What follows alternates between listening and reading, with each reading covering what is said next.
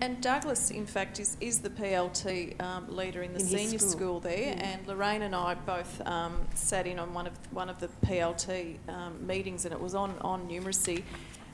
And Douglas very much directs and drives the meeting with his staff.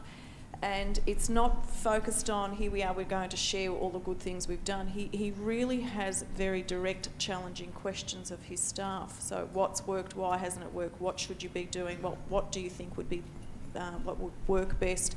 And encourages amongst that team the collaboration, the discussions that are required, that are really, really focused on the children and the practices. So it's really quite an interesting PLT to visit and to be a part of. Is very, very good. Douglas is also a good example of the link between coaching and leadership. Just to clarify, because I know last week you started your training around coaching, and there was some discussion about, are we talking about a model such as a coach in sport might be and very directive, compared to the model that was discussed last week and the training that you're continuing on with coaching, where it's much more invitational, where it's much more, you're not a mentor, you're coaching, and the person you are coaching will say, this is what I want to focus on. And it's not directed by the coach. But when you looked at and you used the cards and you discussed what does coaching need to mean to me, you can link a lot of that back to the leadership roles that you will have through being a learning leader or a PLT leader.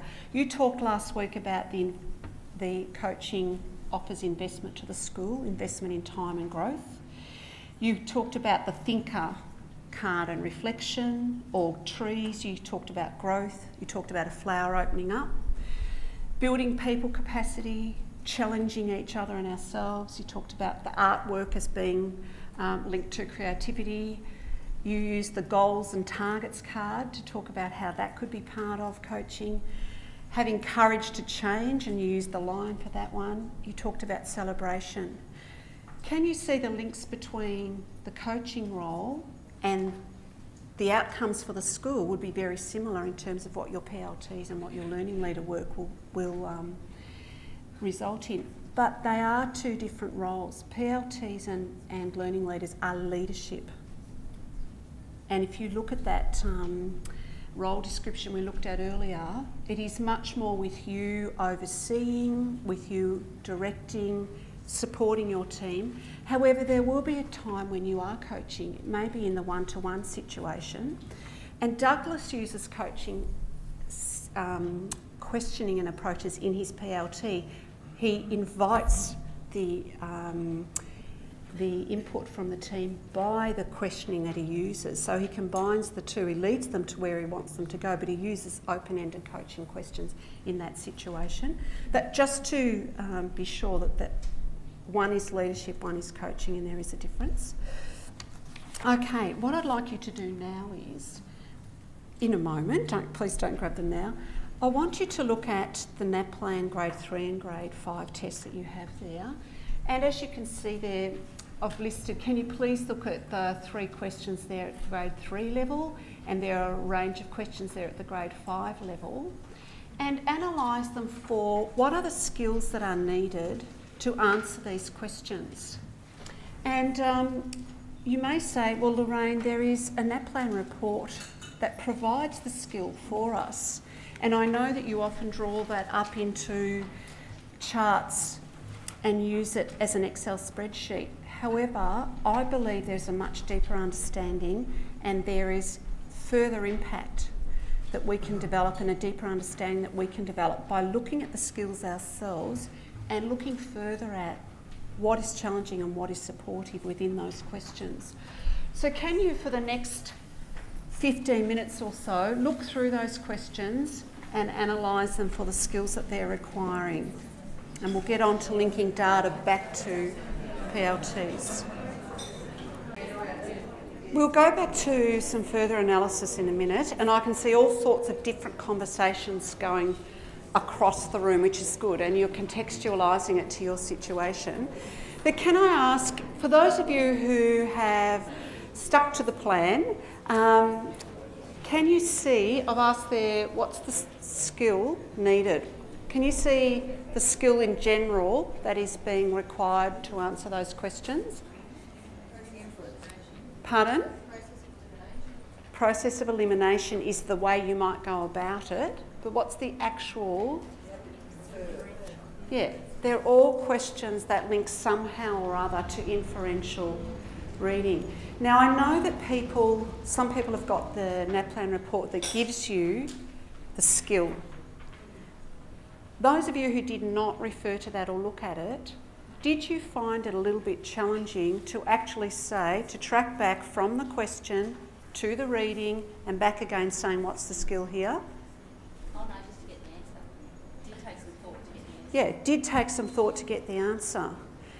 The skill, what I want to communicate, and we'll just take it a little bit further in a moment, is just looking at that skill list is actually not always the most helpful way to build a deep understanding of what reading comprehension is and what a particular approach to a text needs.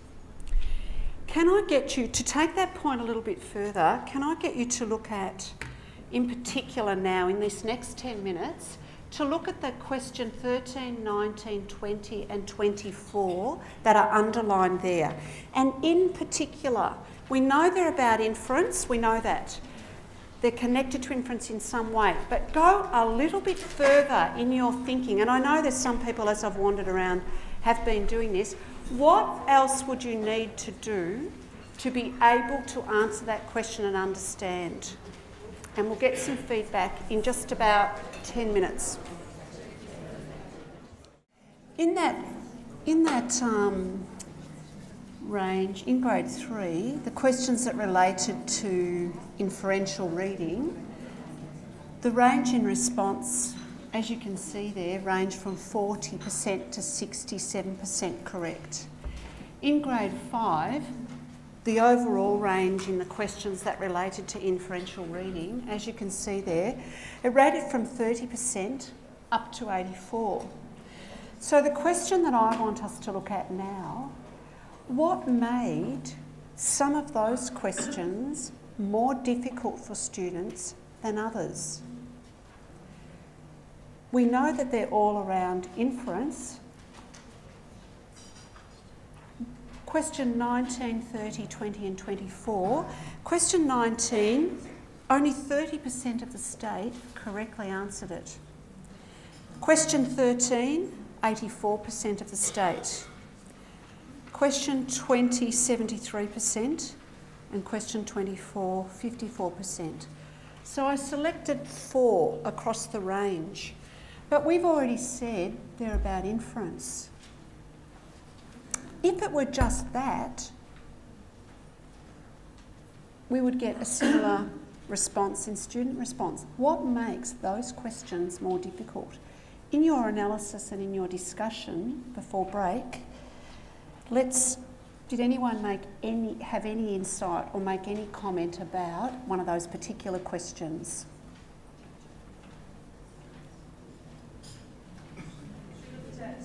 Yes? Whether they actually read. Would you mind getting, pardon? Whether the students read the text and then answered and sort of went off what they thought rather than actually referring back to the text. Like, for instance, the student that had the rumbly tummy.